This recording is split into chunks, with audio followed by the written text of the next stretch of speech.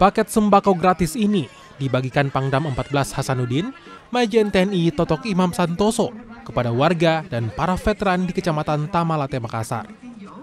Bantuan diberikan dalam rangka memperingati 34 tahun pengabdian Akabri 89.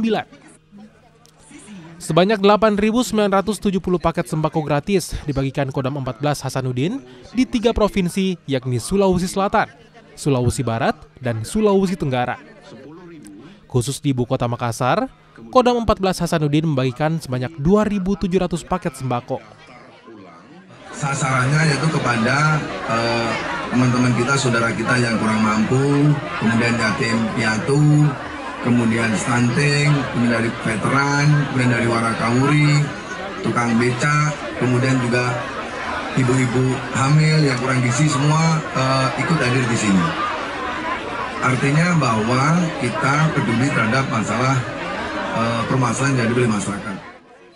Bantuan paket sembako diberikan untuk membantu warga memenuhi kebutuhan hidup dan diharapkan dapat mengurangi angka stunting di Sulawesi Selatan.